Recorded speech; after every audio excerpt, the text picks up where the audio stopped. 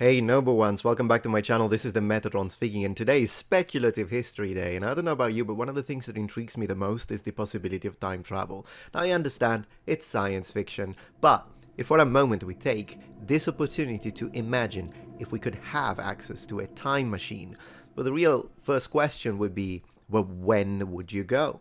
And believe it or not, I've already asked my channel members this question a while ago, and I got quite a lot of answers. Now, I've only given them 5 possibilities, meaning that they could choose between the Stone Age, the Bronze Age, Classical Antiquity, the Middle Ages, and the Renaissance. And clearly someone could tell me, hey Metatron, my very first dream would be to go back to the Victorian era for whatever the heck reason, but hey, let's just work with this for now. If you had, there is a panel on this time machine and you can select one of these. You've only got a few minutes to choose before everything explodes. Choose one. When would you go? So really, the beginning, sort of the rules, we could say, of our thought experiment today is you can go, you will stay there a month, and then you'll come back. But you can only choose one of these. When would you go? Absolutely let me know in the comments section below. But today, we're going to try and go to every single one of these places. I'll tell you which one is my personal first choice and maybe second choice, and then I'll tell you why I think each one of these locations could have, indeed, their pros and cons when it comes to both anthropological studies, historical studies, or should we say prehistorical, kind of depends on which one of these we choose, and the overall understanding of a human species and a human experience. Alright, starting hot, we can see that when it comes to what my channel members prefer, then we've got a higher percentage of people choosing classical antiquity. I mean, that doesn't really surprise me considering the fact that a lot of my content is indeed about ancient Rome, so I understand that this page is most likely attracting a lot of Rome fanboys, the likes of me.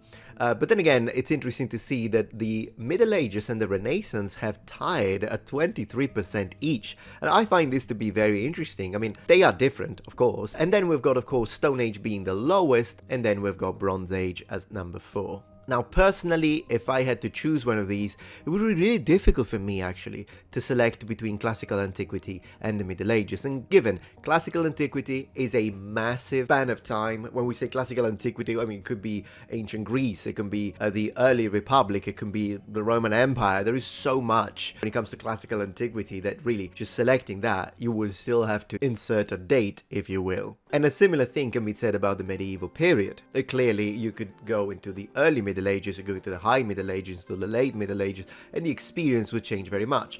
Not only that, but also the country, the location, the geographical location that you would choose would very much influence the sort of experience that you would have. Also because after you teleport there with your little time machine, and let's say that you teleport in 12th century France for whatever reason, Paris, and after you spend a week there, if you want to go and visit London, well then, you know, it's going to take some time, because part of those 4 weeks that constitute your month in time travel might be spent traveling. Traveling could be interesting. You could learn so many things, particularly if you travel with people of the period and see what they do, how they travel. Maybe part of the first initial travel, of course, is going to be on horseback, and they might need to, of course, jump onto a ship, which absolutely happens. So that would be part of your experience. It's fascinating stuff. But having said that, let's proceed in order. So if we were to choose the Stone Age, clearly this would give us a lot of insight onto the very early stages of civilization. But one thing that is important to say is that, do you remember when we just said that, oh, you know, classical antiquity is very long, or the Middle Ages would be 1,000 years? Well, you know how long the Stone Age would be.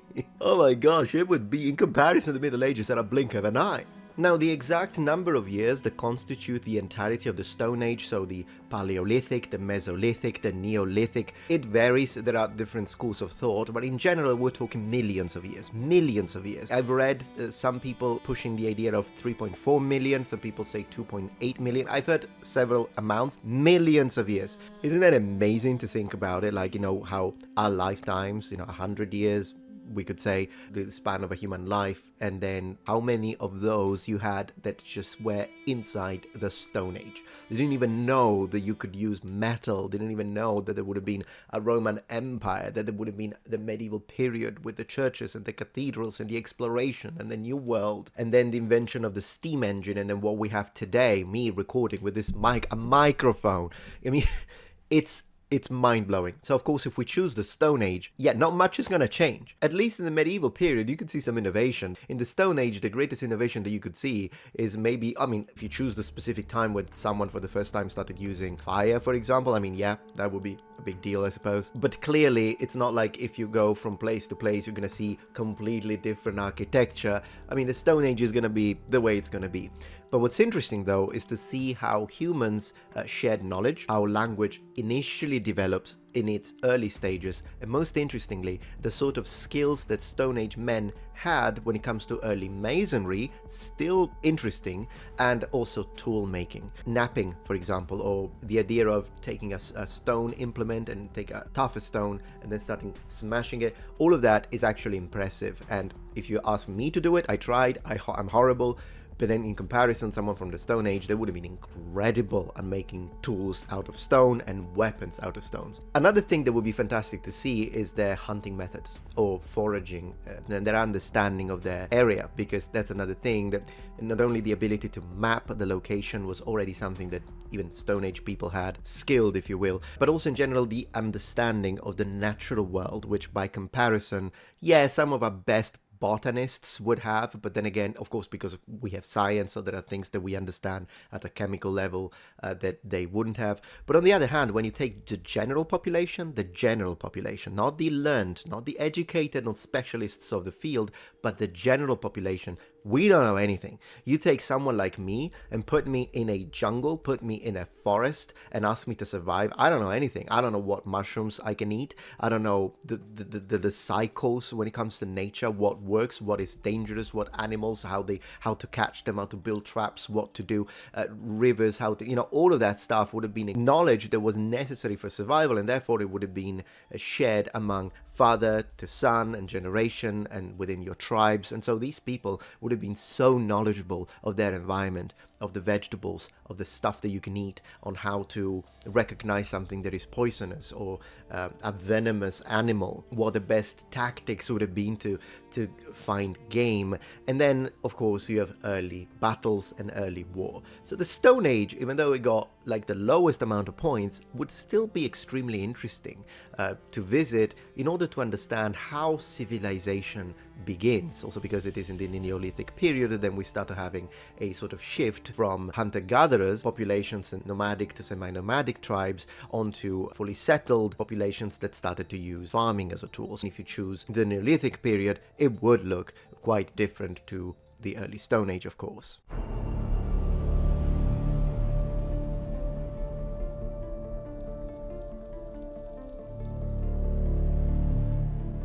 But now let's move to the Bronze Age. Now there is a lot to say when it comes to the beginning of metallurgy as a skill. And of course, things don't start from the Bronze Age. It's something it's important to underline. So you don't go from the Stone Age to the Bronze Age. You have another period before that, which is called the Chalcolithic period. So the Copper Age, which is when humanity started to figure out how to mine, manipulate copper in order to produce initially decorative objects, but also tools, weapons, and then armor. But of course, the Bronze Age is a significant moment because of the rise of so many different kingdoms and empires and organized society and civilization around the technology that allowed to create bronze in its early types, such as arsenical bronze, which was in fact very bad for you. In fact, this is one of the reasons why the early smiths were oftentimes experiencing all sorts of health issues due to the fact that they were exposed to the byproducts of arsenical bronze, which was at the earliest type of bronze that did not utilize tin as a constituent in its ingredients, if you will. And it's also where the early legends of the gods, Vulcanus, who are usually connected to smithing, and this happens in several different cultures, by the way, including the Norse, whereby these gods that are smiths, sometimes they have a limp, sometimes they can't walk, and that is all in connection to the sort of physical repercussions when it comes to health that come from the early types of arsenical bronze and the way it was produced. Bronze was also remarkable when it comes to trading and the expansion of maritime trade in between civilizations. Of course, the Romans were a Bronze Age civilization all the way up to when they switched to iron. And as I said on a dedicated video, the reasons why the Romans switch from bronze to iron, it's not because necessarily iron is superior to bronze, particularly in its wrought iron iron form, when we're not talking about actual steel, steel is superior. Iron, not necessarily. On the other hand, the reason why they did switch to iron from bronze is because in order to make bronze, you need at least two elements. Initially was arsenic, but arsenic is substituted with tin, and then you need copper. The problem is that in nature, generally speaking, tin mines and copper mines do not occur near each other, which means that you need to control more territory, and it also means that your ability to produce bronze, which you need in order to supply not only statues, vases, and all of the commercial and trade aspect by which you make money, and money is necessary in order to implement a strong military. You need to have a very strong economic foundation, but also in order to produce the helmets, the armor, the weapons, the spearheads, the arrowheads, and all of that. So this can be disrupted if the enemy, for example, takes control of one of your copper mines, and then now you've got tin, but you don't have enough copper, so you need to buy it. It's problematic. Whereas iron, if you've got an iron source, you can just use that to make weapons and armor. From a tactical standpoint, from a strategic standpoint, that is preferable, and that is why the Romans switched to iron. That is the reason, not necessarily an innate superiority of iron over bronze, particularly the early types. Regardless, the Bronze Age would be fascinating, and it would be so difficult to choose a location and a time, wouldn't it? I mean, imagine the ability to be able to go to Crete and walk into the palaces, or the same when it comes to like ancient Athens or ancient Sparta, and to actually see, witness with your own eyes, listen to the words, listen to the ancient Greek, and maybe see how much we could reconstruct correctly when it comes to the pitched language that ancient Greek was, as opposed to a stress-based language as modern Greece is. Ancient Greek was pitch-based, similarly to Mandarin Chinese, and that would be so fascinating to hear firsthand. Okay, so but wait a minute, Metatron. You said you have arsenical bronze, you have tin bronze. I mean, how many types of bronze do you have? Well, if you also include today, you have classical bronze, modern bronze, commercial bronze, architectural bronze, aluminium bronze, tin bronze, arsenical bronze, beryllium bronze, silver bronze, silicon bronze, chrome bronze, cadmium bronze, zirconium bronze, titanium bronze. Okay, basically bronze is chocolate. But then, of course, we've got classical antiquity, which in general, when you say classical antiquity, is post-Iron Age, and it's what we refer to when it comes to, for example, the ancient Romans. Not just the Romans, but in this case, I want to focus on the Romans since that is one of the main focuses for my channel. To be able to go back and walk through the roads of ancient Rome would be spectacular, and that would be the location I would choose if I were to say, hey, I'm going back into the ancient Roman period. I would want to go to Rome directly. I wouldn't stay in Rome for the whole month. I would maybe travel to Capua. I might go and see Pompeii before its destruction, depending on what period we choose. I might be able to actually go to the frontier after I've seen the Roman world a bit.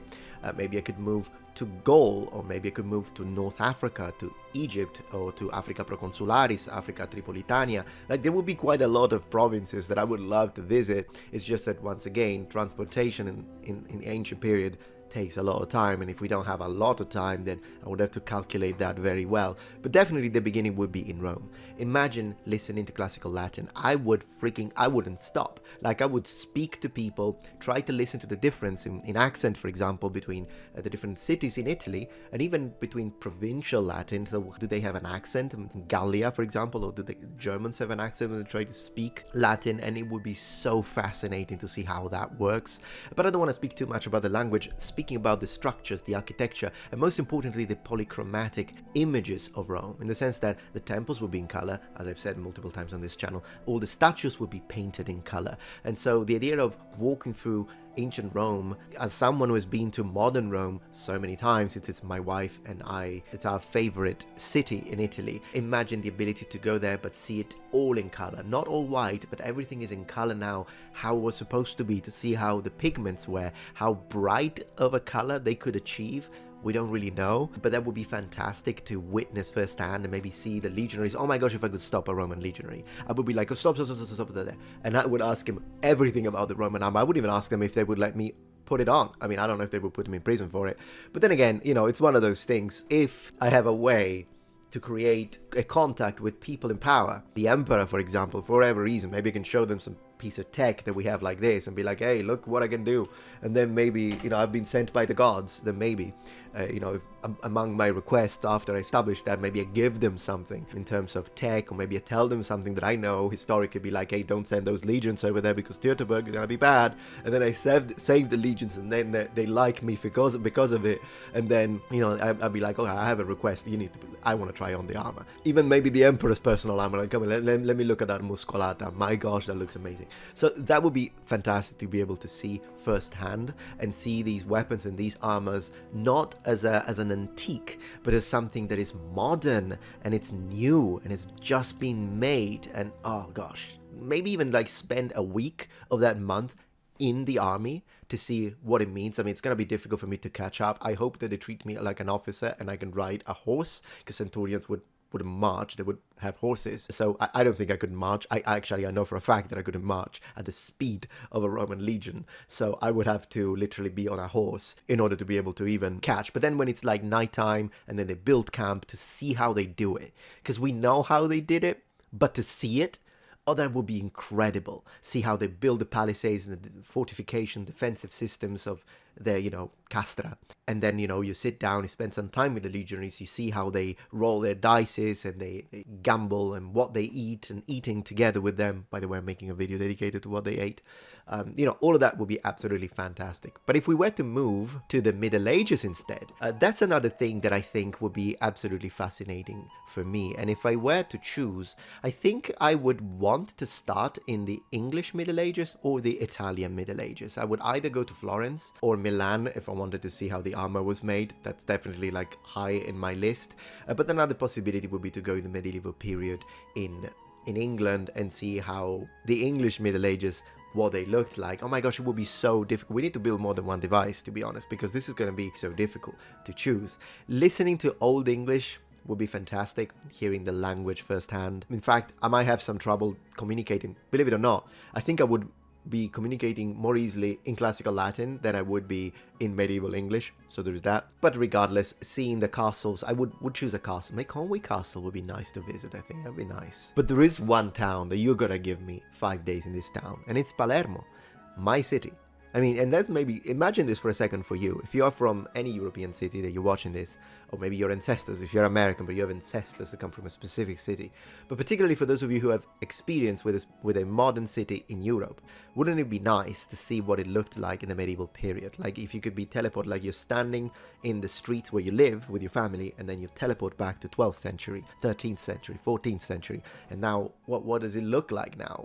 Oh my gosh, the structures, the buildings, the food, the speed of life would be so different from our perspective. The way people enjoy their free time, what they do, going to a tavern like we have in many different RPGs, but this time it's the real deal. Yeah, there might not be elves and dwarves, well, maybe dwarves, there could be there actually, but there wouldn't be elves, there wouldn't be fantasy creatures, but in the tales, in the folklore, there would still be. And listening to them speaking about it while a bard is singing somewhere, drinking the whatever ale that they're drinking with them and eating their food, and then knowing that when you leave the tavern, you don't see the tall buildings, you don't hear cars, but you only see horses, and maybe you see a guard and with their cool barbute helmet, as we know, for example, that Florence, the guard, we had documents of the Florence guard ordering 1,000 of those at one point for the guardsmen and inner forces. So that's something like that. Oh, it would be so incredible. It would be interesting to see, because right now in historical reenactment, when it comes to the medieval period, one of the things we see a lot is shiny armor, and I want it shiny. I like it this way, and it is what it is. But not all armor would have looked like this. In fact, if anything, armor that is expensive would have looked like this and would have been pearl polished. But a lot of armor would have also been left matte. So that's another thing when it comes to the level of polish. And then some armor would have been painted, although usually that happens for people who can't afford the super nice polish, which was still a thing, the mirror polish. But those who couldn't afford it, they would just paint it over. So that's something that we would see. It would be interesting to see the numbers. Like if I could be present during an army, like a medieval army that's been mobilized, how many of the soldiers, I know that all soldiers would have some sort of armor, but how many of those soldiers actually had polished armor, how many of those had matte armor, and how many of those actually painted it.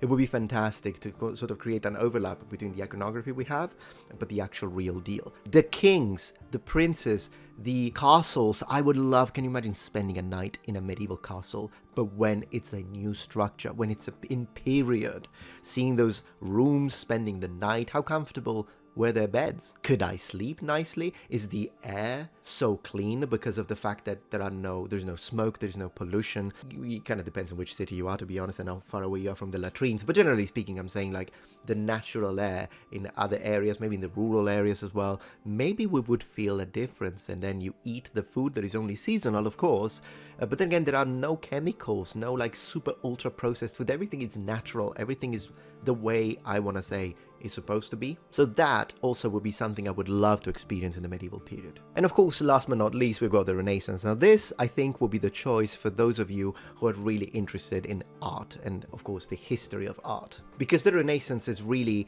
apart from the fact that it changes, the dates change depending on what country you choose. The Renaissance in Italy started at a specific time, but then in France it started at a different time. Of course, if I chose the Renaissance, I would go to Italy. I would go to Florence, I would go to Venice, and meet in person some of those Renaissance super famous people that then became the Ninja Turtles. So I would love to meet Raffaello Sanzio. I share his name, so I would have to go to Urbino, the city of Urbino, to meet him. That would be fantastic. Imagine if he then decides to paint me. I mean, the guy had long hair, so maybe he'll appreciate my long hair. Maybe it's a bit too long for medieval people, but then again, he might appreciate maybe make a little painting, and then as I come back in the future, if the timeline is the same, you know, it's kind of time travel stuff. But if the timeline is the same, can you imagine one of the paintings by Raffaello Sanzio actually has me? Oh, that would be so funny to see. My gosh. Anyways, Michelangelo himself, and maybe watch him create the Sistine Chapel. I would spend hours just watching these masters do what they do. Leonardo da Vinci. Yeah, that's a good thing about, I want to say,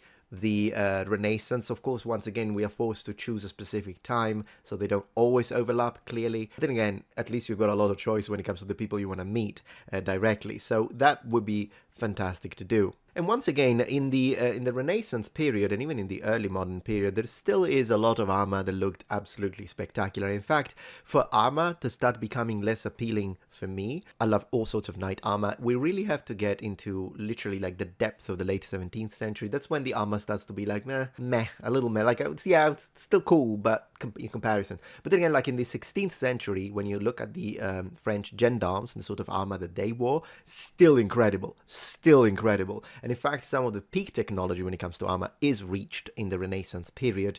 And then you have the sort of classical antiquity revamp. So a lot of the armor as well that was created for artistic purposes rather than for the battlefield, and had these themes that would connect it to the classical period and mythology of the ancient period. So that would be fantastic to see once again in period, because imagine a helmet that is gilded but it's polished and it's new. My gosh. I think this in a way kind of tells you what this would be, this sort of time travel experience, but I do want to hear what you say. For me, it's really difficult to choose between the medieval period and ancient Rome. Really, really difficult to choose. So I'm going to have to roll a dice. So let's say that I roll and the Middle Ages win. I would have the medieval period first, Rome second, and then third I would choose the Bronze Age, but not because the other periods are not interesting. As I shared, there will be so much to learn, but if I have to make a choice, this would be my list, and then after that I would put the Renaissance, and then I would put the Stone Age as the last one. But it is one of those situations when you say last but not least, in the sense that the Stone Age will still be so fascinating. So hopefully we'll be able to build 5 time machines, so I can go to each and every single one of these time periods and then become the best historian in the world, for obvious reasons. But let me know what you think, and I hope that you enjoyed this little speculative journey that we took together. And remember, the Metatron has spread his wings. Goodbye. Time travel safely.